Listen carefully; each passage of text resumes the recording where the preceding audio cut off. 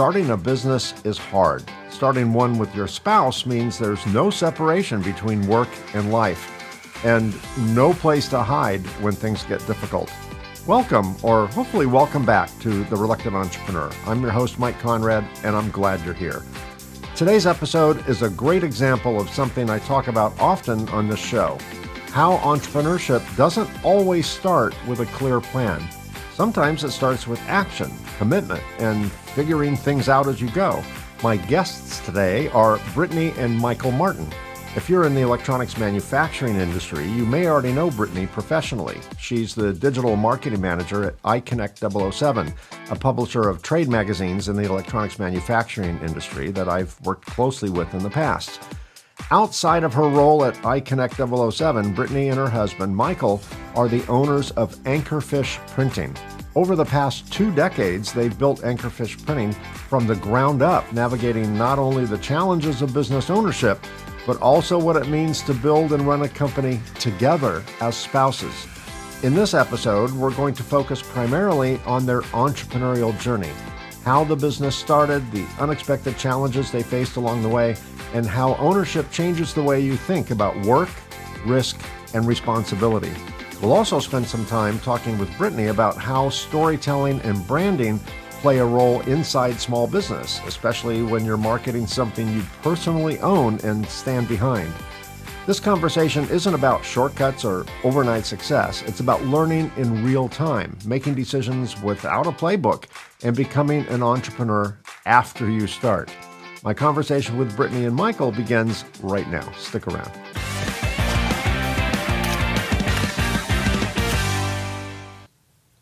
Brittany, Michael, welcome to the show. I'm so glad you guys are here.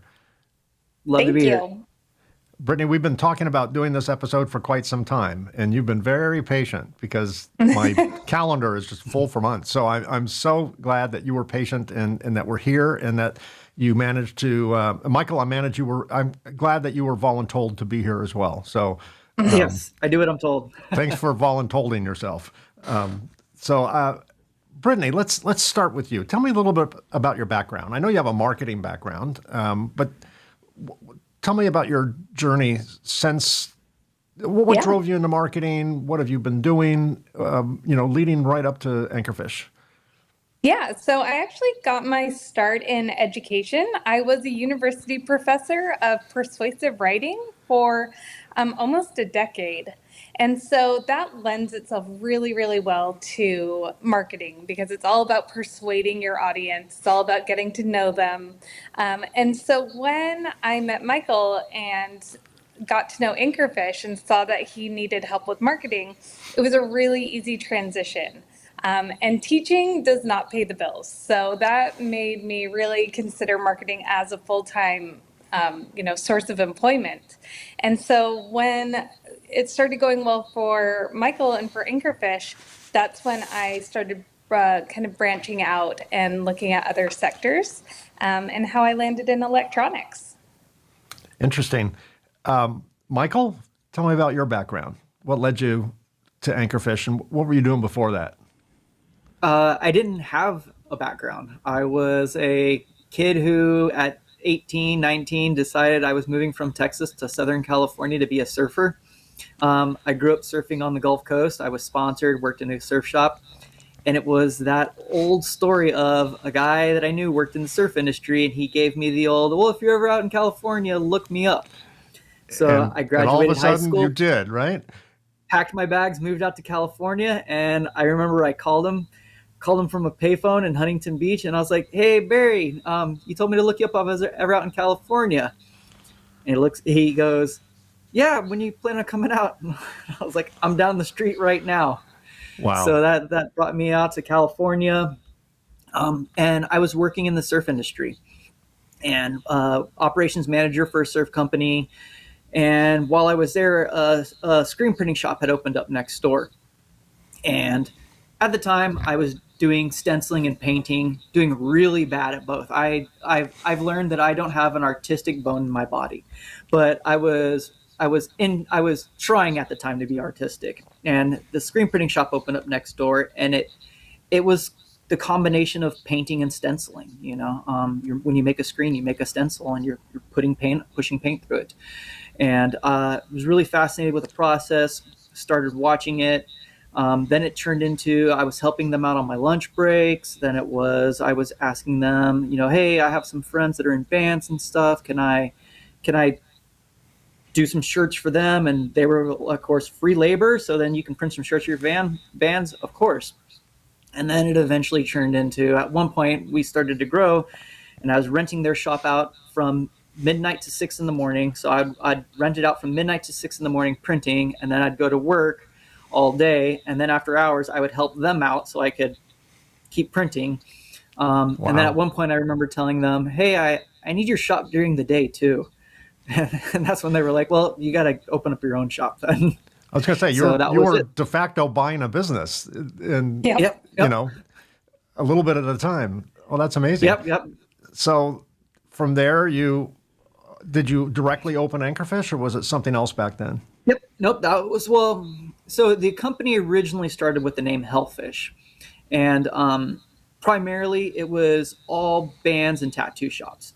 And they love the name Hellfish. It's actually a Simpsons reference, and I'm not even a huge fan of the Simpsons, but it was just a name that fit at the time. And bands and tattoo shops, especially punk bands, they love dealing with Hellfish. Churches and schools, not so much. So when we yeah, the first word kind of throws them off, right? Exactly, yeah.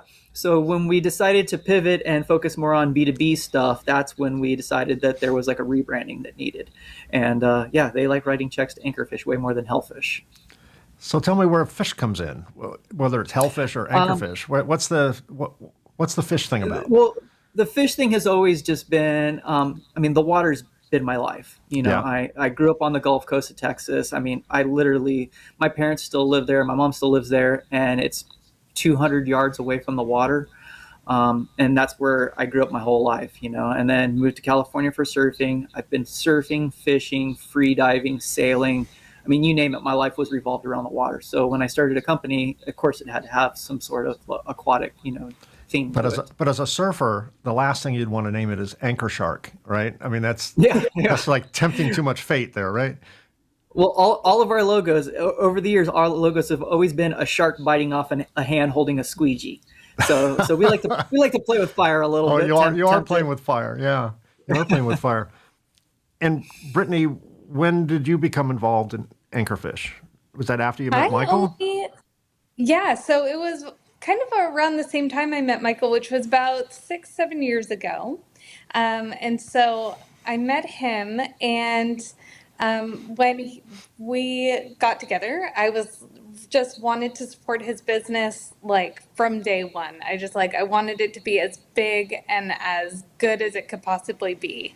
And so he moved the business out to Chicago, and I just hit the ground running. It was like all he'd ever relied on for marketing beforehand was word of mouth. And I was like, hey, there's this thing called social media. There's Google Ads. There's a whole world of marketing out there. And so we really jumped into it. And the business just grew exponentially from there. And it's just been such a passion project for me. Not only because I'm just personally involved with the business, but because it's turned into something that people really value. And people come up to us on the streets around here and just know who we are just because we've built that brand. So yeah, it's been really good. I'm probably not the first person to say this to you, but I do find it quite fascinatingly ironic that ink is your business.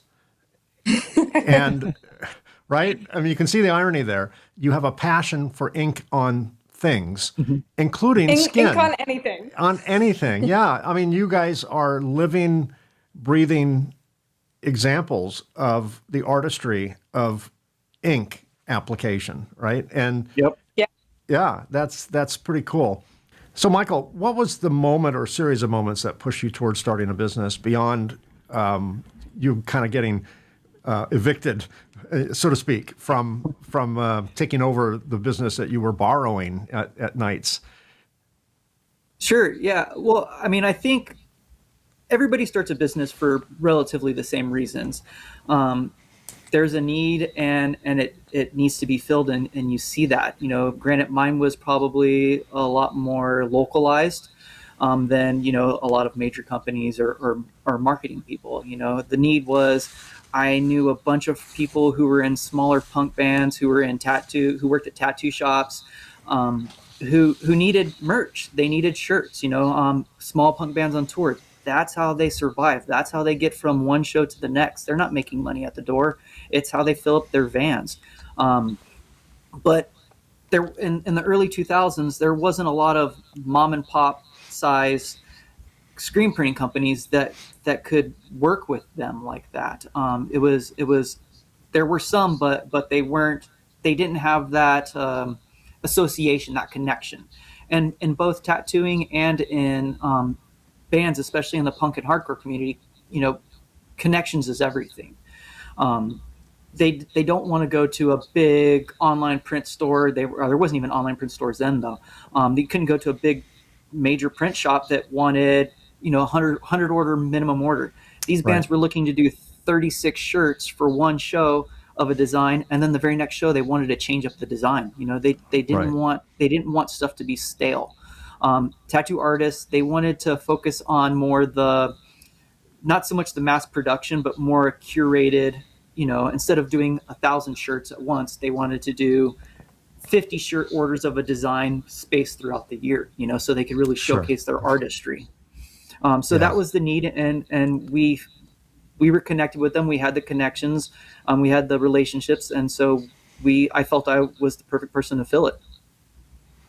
Did you see yourself as an entrepreneur before you start? I mean, you obviously there were entrepreneurial. You had an entrepreneurial spirit because you kind of approached an existing business and said, "Hey, I'll rent it at night when you're not using it." I mean, that's definitely entrepreneurial. But did you not consider yourself to be an entrepreneur at that point? No, I think I have trouble considering myself an entrepreneur now. It was in my head, I always think of an entrepreneur as someone who has it together. Like, they know what they're doing, they have a plan, they they're smart. I mean, I barely graduated high school. I don't consider myself necessarily smart. I just have a work ethic, and I knew from day one when I was 15 years old working on a shrimp boat. I have a work ethic. I'll work harder than anybody that I can put myself next to. And I think that's what it was that I was willing to provide a service for people. And if a band called me up and they were like, "Hey, we're going on tour in 2 days and we need these shirts," I didn't care if I was staying there till 2 in the morning. I was going to make sure they had their shirts for tour. So I thought of myself more as a workhorse than an entrepreneur. Interesting. I think entrepreneurship is romanticized by the public. My civilian friends, who are not business owners, have frequently said, "Oh, you're so lucky. You get to run your own business. You can write your own checks. No one's your boss. You can take as much time off as you want." I'm like, what planet are these entrepreneurs on? Because they're not on my planet. Or I'm doing it completely wrong. It.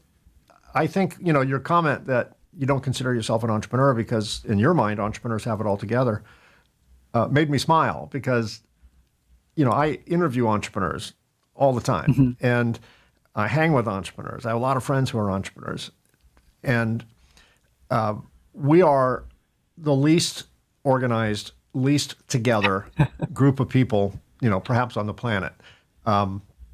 What sets entrepreneurs apart, I think, is that we are frequently, and I'm stereotyping here, but we're frequently disorganized. We work hard. We have a ton of passion. So there's generally a super strong work ethic, like you mentioned. But we also are easily distracted by the shiny object in the corner. We're not into details as much as we are creativity and creating something from nothing and exploiting opportunities. And I say exploiting in a good way, exploiting opportunities.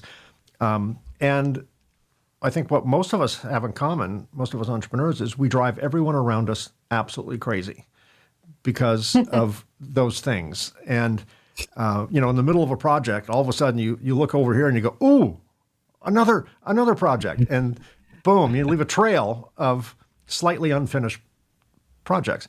Brittany, am I talking about Michael, or is Michael an exception to that? Yes. I mean, if I could count how many times he's come home and gone, so I've got this idea. So we're gonna open up this new, and so I mean, since we've started marketing our Anchorfish, we've opened up 2 locations. We've got all these different like web stores in the works. I mean, and if you could count how many nights we stay at the shop until 10, 11 o'clock at night, just working and, and Michael's the other thing about Michael is he says yes and figures it out later. So if someone Oh comes yeah, up to him with an idea and it's like, yes, and we will figure it out. And it's that creativity of figuring it out that I think is so admirable. But, I consider myself, you know, um, a coattail entrepreneur now because I just sort of roll along with everything. I have his back 100%. But I'm like, yes, let's do it. Let's figure it out. But yeah, it never feels like you have it together.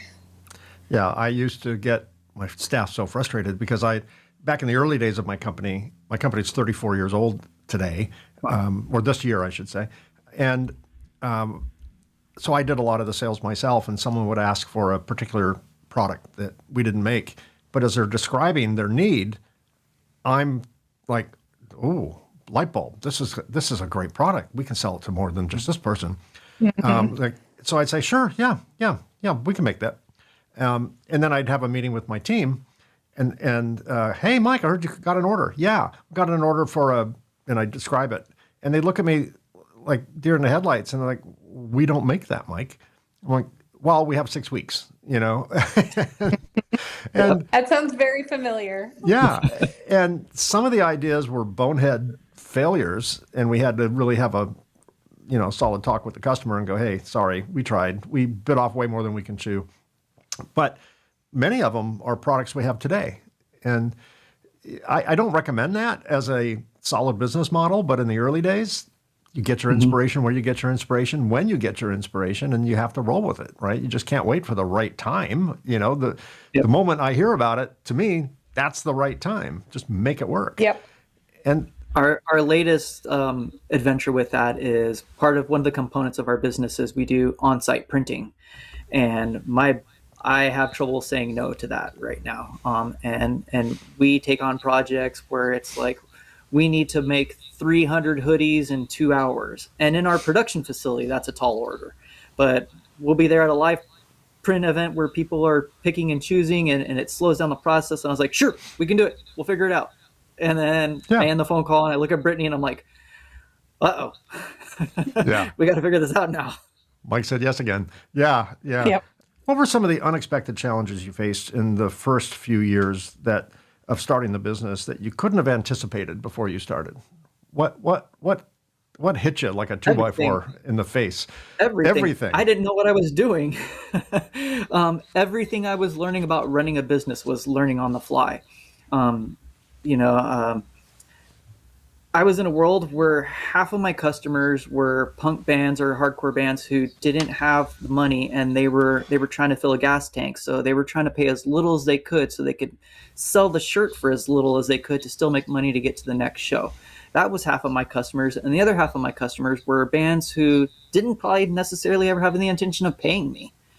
They wanted to get their shirts while they were on tour and tell me they were going to pay afterwards. And then there was a lot of, oops, our radiator blew out on our van and we had to use your money to pay for that. So we'll pay you back when we get a chance. So, my radar was always up on if this was going to be a band that I could work with, or how could I collect from them if I had worries. You had to worry for, Paul McCartney wrote a song, Band on the Run. That was your nemesis, the Band on the Run, right? That was, yeah. Yeah. And we had to track people down. We have stories of tracking people down that now I look back and I'm like, what was I doing? But every customer, every tattoo artist that I worked with, every band that I worked with, it was a passion project. I looked at it as like, I was getting to work with this tattoo artist, this guy that like I want to get collections from, and he's letting me print his shirts. So let me see how little I can do this, that like I can work with this guy and he can have money to sell the shirts. Everybody was a connection and a passion project, not a revenue stream to me. So, I mean, learning how to keep a business going like that, that's not a healthy way to run a business. But I mean, I somehow limped along for years doing that. Brittany, were you the buzzkill and all that? Did you come in and say, okay, Michael, no, you can't just be giving away stuff like that. Someone stiffed you for $300. Don't spend 1,000 chasing them. I mean, did you have to bring that exactly. kind of that 30,000 foot view logic to the business? I think more the view I brought was expanding, right? Expanding who we print for. So, of course there was some small businesses and there was the tattoo shops and the bands who were good, but maybe a little bit unreliable. And it was like, let's think of every business. So big and small, mom and pop shops to chains. And that was like what really stuck. And I think that was a huge like launching point, was sort of breaking out of that mold and showing like basically like the whole world, right? That we do so much more than just this like niche little area. And then that kind of solved our problems as we did it. So as we grew and really established ourselves, we can now go back to those bands, those smaller bands, give them those deals, and it works. It's not as make or break if they don't come up with the money right away. And we have better systems in place because we have that foundation. Yeah. So she broke it down to me one day where, we were sitting and we were talking and everything when you're talking about businesses, they're like, know your niche. And I remember talking to her about it and I was like, well, what's our niche now? Like, and she was like, your niche is that you don't have one. You can work with a small band. You can work with a giant corporate chain. You can work with a school. You can work with a church, that you have the processes and the capability to work with anybody. And I was like, yeah, that's a really good way of thinking about it. That's an interesting, that's what happens when you marry a professor in persuasive writing, right? Yeah. I'm going to ask you before the show's over. A chance. I'm going to ask you about persuasive writing before we finish, but so I don't get too far off track. Brittany, you came with a marketing background. How different is what you learned about marketing in educational EDU kind of setting versus Anchorfish marketing? Is it different, or is it just is it textbook or is it unique? I guess is the question. The basics are all the same. So you really want to focus on your credibility and you really want to tell a story. And when you teach that and you're teaching that in schools, it's all very everybody takes it really personally and they write about their own sort of situations. But when you're marketing for a business like this, where you want people to really feel something, all you want is for them to feel cool. You just want them to look at you, look at our business, look at our Instagram page, look at our website and go, man, they're going to make me feel so cool. Just like all the other people we print for. And that's just the foundation. It just, you can teach it in any kind of way, but really putting it into practice, it's all about just getting that persona out there. I'm a big fan of storytelling. I am a storyteller. Now, the industry I work in. I'm in this, what could be viewed from the outside as very boring, very analytical, very scientific, snoozer of an industry. I don't think it's sometimes that. Sometimes from the inside, too. Well, sometimes, yes. Oh, trust me, I go to conferences for a living and I speak at the conference and then I listen to 2.5 days of other people speaking and sometimes it's brutal. I mean, sometimes I'd rather grind glass in my eyes than sit through another lecture. And sometimes it's an amazing lecture. I am in it. Even on a subject I'm not particularly interested in, the story is so compelling. And then I just file that into, I've just learned a lot of useless knowledge, but it was fascinating, right? I enjoyed the journey of it. And I like to present that way. I always have. And some of my fellow speakers will criticize me in front of me and say, dude, your stuff is it's too out there. This is a serious conference. You need to kind of rein it in a little bit. White background, lots of text on the screen and all that. And my presentations are useless if I just I never give a copy of my presentation. But if I did, no one would know what I was talking about because I'm the presenter. It's just backup material, right? It's my backup singers. I'm the lead singer, so to speak. And those are the backup singers, making me look good. And they're not the act. My PowerPoint is not the act. So I have lots of video and lots of photographs and stuff backing up what I'm saying.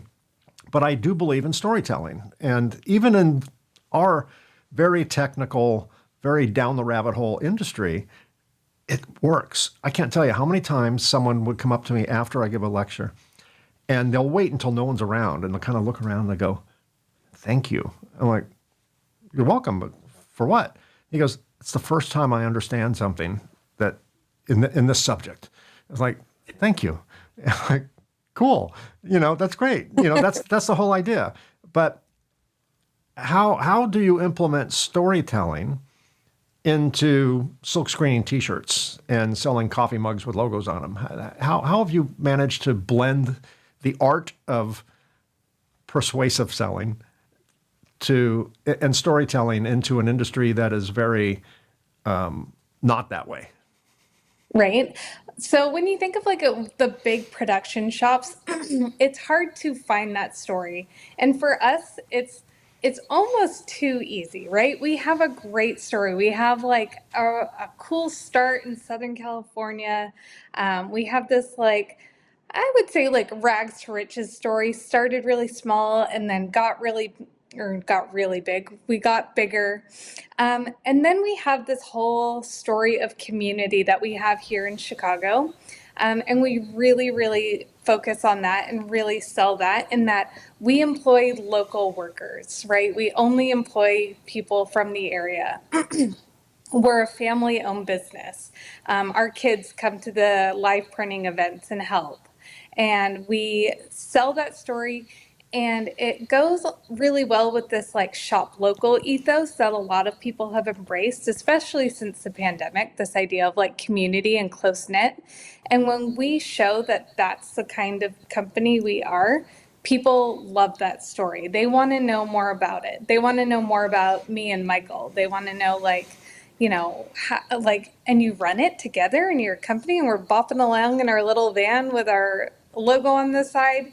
And it's just it's an easy story to tell just by looking in on it. If you go to our Instagram page, you scroll through and you see our product, but you also see our really fun events that we throw in the community. For our 20th anniversary, we threw just this year, or last year, I suppose, we threw a huge wrestling match in our parking lot to celebrate and had food trucks and invited anybody in the community to come watch. And it was WWE style wrestling. And so it was just these huge characters, and people were getting free ice cream, and we were printing shirts on the spot. And it was just this is who we are. This is our story. This is the business. Come be a part of it. Yeah, I hear that story. And even if I don't need T-shirts or hats or mugs, I want to order some from you. I mean, it just makes me feel like it's community. It's family. That's 100% it. And that's been the through thread for us since the beginning. Like I said, the whole reason with punk and tattoo shops, punk bands and tattoo shops is they wanted someone from their community. They wanted someone who understood them. And I think local communities, what Brittany has shown me is that like communities want someone that they know and someone that they understand, right? I mean, even the electronics industry, right? So if an electronics company comes to us, it's not because they Googled us, it's because they know that Brittany's a part of the community, and they know that she understands them. Right. Exactly. And I think that in your world, in what you do and the aura you create around your company, it's very much like other leading companies that get it. they become a tribe that people join. And I think, you're getting old. You've become your father when you start a sentence with kids these days, but I'll do it anyway. Kids these days, young people today are very easily and sometimes fairly criticized for always having their face in a screen, right? But it's not all Snapchat, Instagram, TikTok, Slack, Discord, whatever. It's research. The younger generations research their own solutions to problems. They don't see ads. They don't value ads. I think they're just like a spam filter on email. It never registers in their brain. And if they want to learn about something, they go out and look for an influencer or someone influencing their decision to buy, someone they trust, someone that they can connect with emotionally. And I think what happens is once they come up with the brand, whether it's a shoe or a car or a printing company, they join the tribe. They wear the merch. They wear the merch that you make, but they might wear your merch, just because it's a cool brand and they want to tell people about it. They become evangelists for you. And you don't get that with a transactional sale. You get that with a relational sale, right? And it seems like, at least from the outside, that's what the two of you have created, this tribe where the customers want to see you succeed. They're happy when they do business with you. Do you get that same vibe? Yeah, for sure. And they want to be a part of that success too. And they want to know that they matter. I think we're a little bit bigger than the mom and pop shops, but we're not a full giant shop, right? We're kind of in that like middle no man's land. But when a customer comes to us, they know that they're not customer 138. They know it's Dave from Noise, Noise, Noise. And if he has an issue, I'm going to be like, hey, Dave, I want to fix that for you.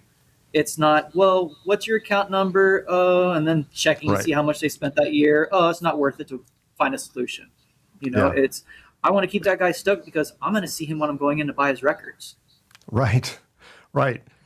Was there a point with either of you where you questioned whether or not this was an insane idea or a smart idea to start this business and continue this business and grow the business?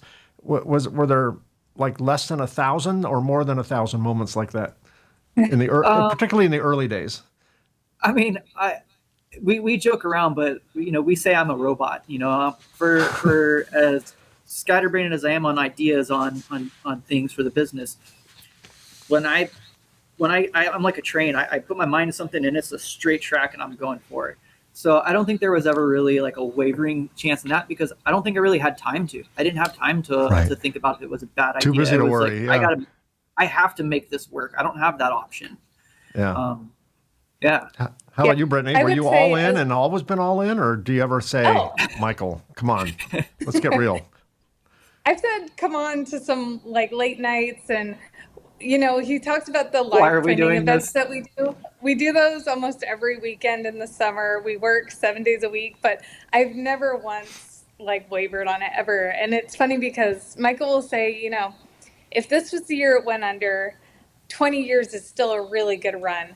And I think the reason that's not even an option is there's nothing else Michael would do. Like this is his like, identity, I don't know what almost. To call it. Like it's part of his identity, right?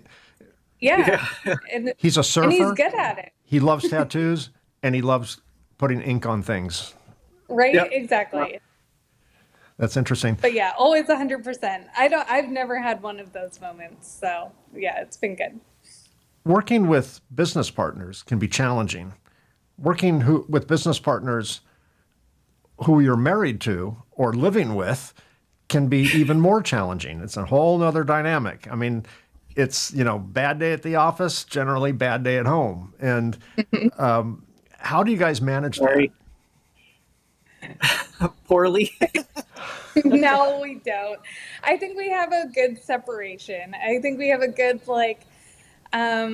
it's either turn it off or we talk through it. And we're really good at talking through business problems and coming up with solutions. And I think even though that means bringing work home, it means that we don't dwell on it. And I think that is really important. And, you know, I think for me personally, like, if I drop the ball sometimes, I take it really personally, and then I have to be like, wait, like this isn't husband Michael getting mad at me. This is boss Michael. And so that's, you know, helps make it a little bit easier. But Yeah. it's funny because our kids work at the shop in the summer too. So it's not just us, it's everybody.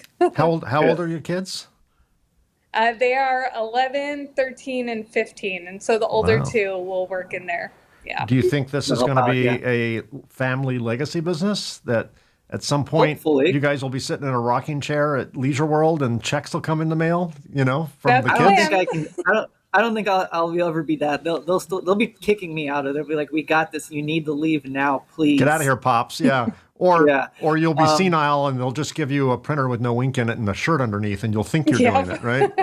Yeah. He's Yeah. just sleeping. It's empty. My wife always jokes that when I'm old and senile, she's going to put me in a home and have someone make a control panel with a bunch of buttons and dials on it, not connected to There you anything, go. and I will just sit Doesn't do all day anything. and just swipe and turn and push and pull and think I'm doing something. I can see Yeah. that. What early decisions had the biggest long-term impact on your business, either for better or for worse? Um. I think. I think the earliest decision that I made was probably the most impactful, and it was that you can get a shirt printed anywhere. There's a billion print shops in this country, and there's a lot of really good ones. Um, but we need to be the company that is that connects, right? Kind of going back to what I was saying, that, like, customer number 553 isn't 553. It's this band that I go and see when they play, and even companies that, like, we deal with that we aren't able to have that connection with. It's still giving them that professionalism. Um, a lot of the mom and pop smaller shops, they don't answer the phone. That's blows my mind. You have someone calling you trying to give you money, and you're Right. not going to answer the phone Yeah. because you're too busy. You're never too busy to have someone give you money. Right. So it's that, and having that customer service, and having that quality. That's I what we know one tell of your our reps. early I was But going to say one of your early decisions, though, that was maybe less good was your one man band idea. yeah. That Mhm. he wanted until very recently, it was just Michael in the shop running the show, doing every single Everything. job, wearing Yeah. every single hat. And we eventually like started hiring employees, and that was a big change. So I think Yeah. that the early decision for it just to be the Michael show was really good to get Bad it off the decision. ground. But it was like Yeah. had to change. That Was that was the hard for big you, one. Yeah. Michael, to kind of let Oh, go? super hard. It's a two-sided coin.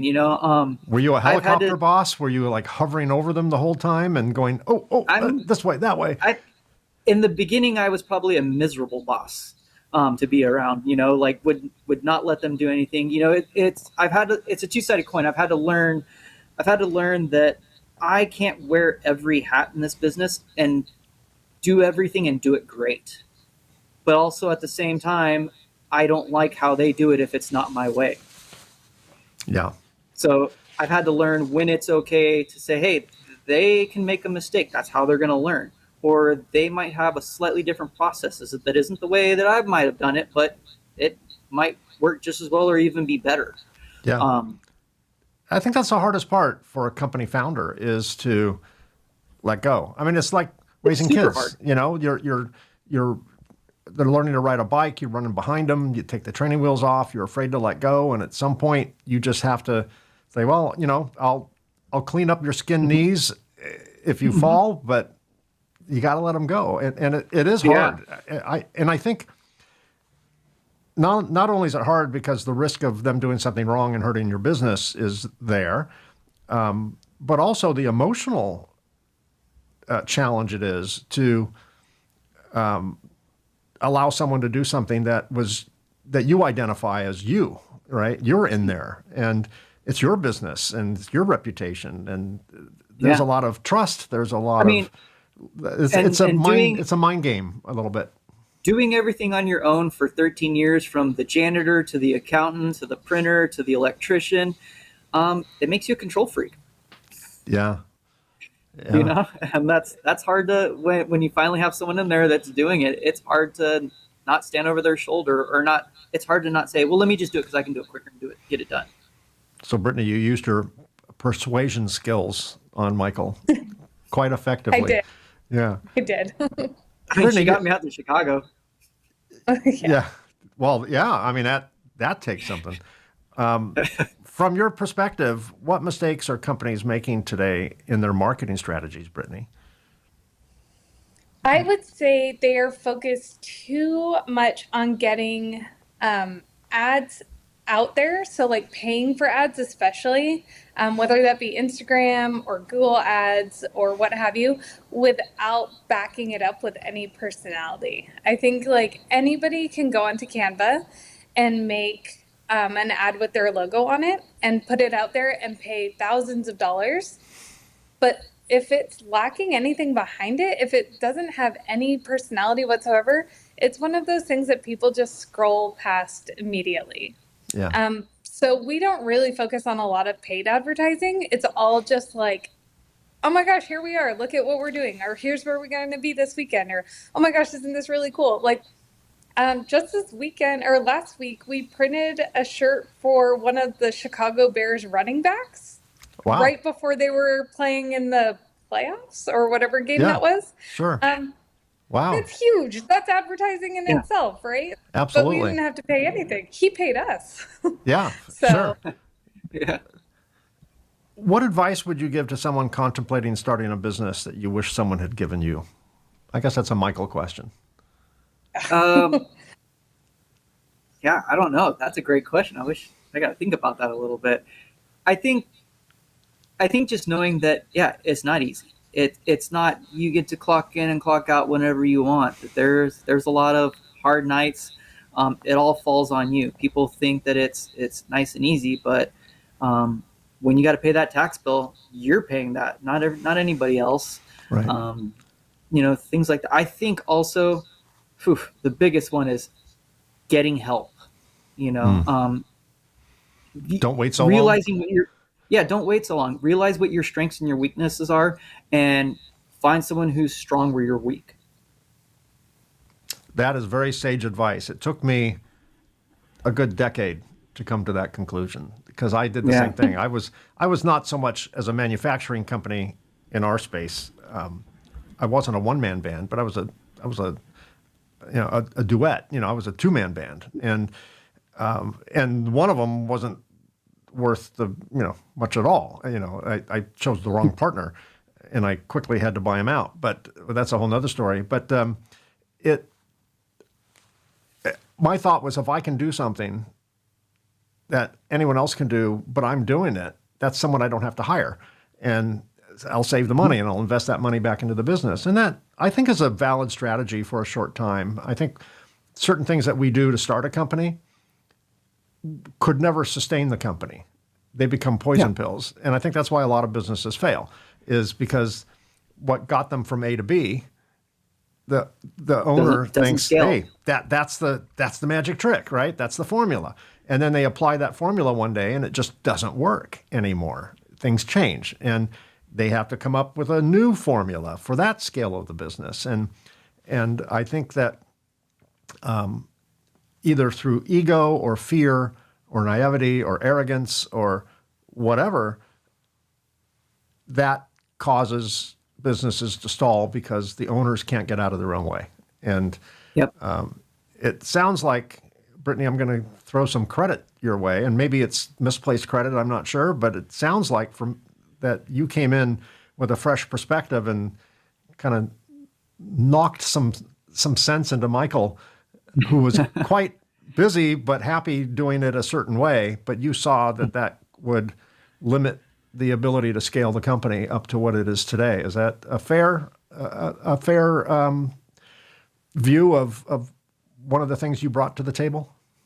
I think so. I think as well, once I started doing the marketing for it and it did start getting busier just because there was marketing behind it. You created Like, another problem. It wasn't just me talking him into doing something differently. It was me going, the business is bigger. Now we have to do something Yeah. differently. It was by necessity. Yeah. Oh, that's great. I used to think that I would pride myself on, oh, I work 80 hours a week. Like, look how good I am as an owner. Oh, I'll work 100 hours a week. And it took me till like probably just a year or two ago to be like, no, that's not a good sign of your business. no. If I'm having to be there 100 hours, that business isn't being run right. Yeah. Um, Yeah. so We find that was another comfort. big. Yeah. We find comfort as entrepreneurs and founders in being busy and Mhm, always having stuff to do, going home with 1,000 things still to do. To me, there's mhm. something strange and comforting about that, because if I didn't have anything to do, I would think I'd be out of business. So to me, even though it's chaos, even though you may not be profitable, even though you may be running out of cash, there's some degree of comfort in knowing, but I'm so busy, right? It's I not still do productive that. busy. Yeah, I do too to this day. But I've trained myself to know that that's an illusion. It feels good, like a drug. Mhm. It feels good, but it's not real. It's a Yeah. psychedelic experience. It's a fantasy. It's an illusion. Although yeah, I'll give it that. I love having more work to do than time permits. I work Mhm. so great in that environment, right? Because I get bored easily. So I love to have lots of things to do. I love to have pressure and deadlines and things like that. Mhm. I thrive in that. But that is not an indication things are going well. Yeah. So, and I think I that you can live in both worlds. Just know For sure. it's not Mhm. real in terms of I just had success. a moment the other day where when I leave the shop, I go in and I work, the first half of the day, and then I come and I work from home the second half of the day. And every day when I'm leaving, I'll tell my production manager, all right, I'm heading home. I'll be at my computer in about 20 minutes. If you need me, I'll be on the computer if you need anything. And then the other day, I tell him that, and he looks at me and he goes, I don't care, right? And I was like, what? And he goes, yeah, I don't care what you're doing at home. He's like, you can take a nap if you want. I got work to do. And I was like, oh, it's not a poor sign. My employees aren't going to be disappointed in me if I'm not nose to the grindstone. Like, I Right. can breathe.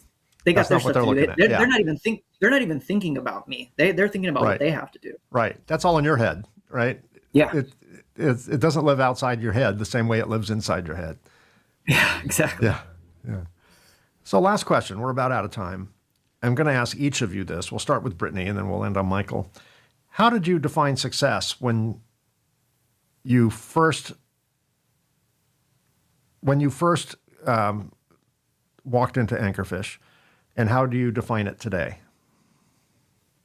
I would say when I first walked into Anchorfish, success was just getting anybody at all new to reach out to us. Like that was all I wanted, was just some new fresh faces, and I thought, like, if we can just get one new customer a week, that's a success. And now, I mean, the success metric is still pretty much the same. Like, as long as we're just reaching new people and getting our story to a broader audience, that's all I want for us, is just for us to keep growing in that way that's not commercial ads. It's like people understanding who we are. And for me as well, the biggest sign of success is when people just know who we are without ever having talked to us. It's just knowing our company, knowing who we are just Reputation. off the Yeah. street. I just think that's it's one of the best feelings, is that feeling, and it's just like what I started with, just multiplied. Oh, that's amazing.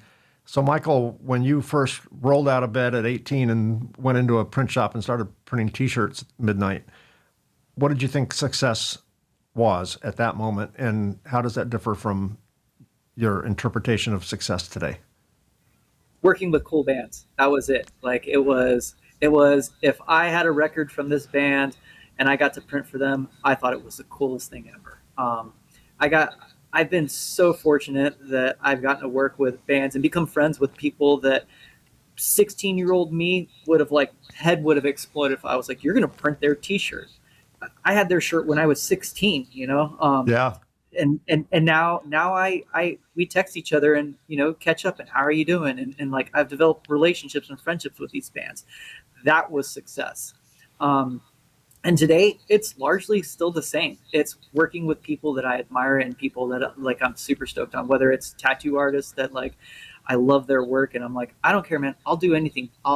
You want to do a pen? Let's do a pen. Let's do something cool. You want to do a towel? Let's make a towel. It's just like that desire to work with people that I admire. That's definitely like a marker for success for us. And then there's no better rush than taking a difficult design and make it come to life. I've always said I'm not an artist. I'm an engineer. Yeah, I'll mess up a stick figure if you ask me to draw. But if you give me a photo, I'll make it look like that on a t-shirt. That's amazing. And when those come together, that's the successful moment. That's the aha. Well, for my audience that are watching or listening to this, if you'd like to get more information about the Martin's business, Anchorfish, no longer Hellfish, now Anchorfish, there'll be a link in the show notes. If you're watching this on YouTube, look down here where it says see more, and that information will be there. If you're listening to this on your favorite podcast app, go to your podcast app, and that information will be there as well. Brittany, Michael, I want to leave with one final question. I tend to ask more than one final question. What advice would you give to someone who said, hey, we want to start a business? Doesn't have to be a printing business, but what advice would you give them? Push through the hard. Yeah. Do what? Sorry, Michael? Push through the hard. Push through the hard. Yeah. Yeah. Yeah. So when things get hard, just put your head down and keep going. If you just stay focused, I think so many people nowadays go, oh, it's getting hard. So it's not going. And the second they start putting that doubt in their mind, that starts influencing backup plans and starts, oh, maybe I shouldn't do this. I start second guessing myself. Push through that. Just stay focused. That's good advice. Brittany?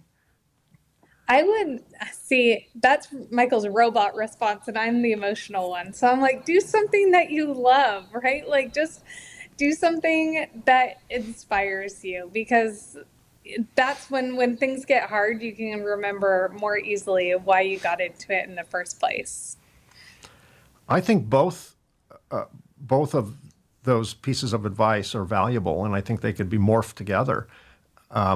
Do what you love hard, right? Mm-hmm. I mean, just keep doing it. You should put that on a t-shirt. Well, there you go. You know and what? I know someone who can print it. Yes. I need some hats and t-shirts for this podcast. I have one for my other podcast, so I'll reach out to you separately for that. I don't. Where are you physically printing, in Chicago or in California? Chicago. Chicago. Well, I'm not going to come there, at least this time of year, because as we're recording this, it's very cold where you are. And I'm a California boy. I don't do very well in the cold. I'm ill-equipped for that. It'll give us a reason to deliver it to you, hand deliver. I know you have a facility out here, so it's in Dana Point. Is that where it's at? Yeah. Why do you have facilities in? Am I correct in saying Texas, California, and Chicago? What's that about? We have there. See, that's the third final question I'm asking. By the way, it's the third final question. So, last one. The California and Texas locations are our sales offices. So all of our production's done at our headquarters here, but we picked Corpus Christi, Texas. That's where I was born and raised, and Orange County, where I spent 20 years. As like a young adult, but both of those places are because, again, connections. I grew up in Corpus Christi. When I talk about, you're right off of SPID, I know to say SPID and not South Padre Island Drive. And those little connections that proves you're a local. Mean a lot to people. Yeah, it means a lot to people.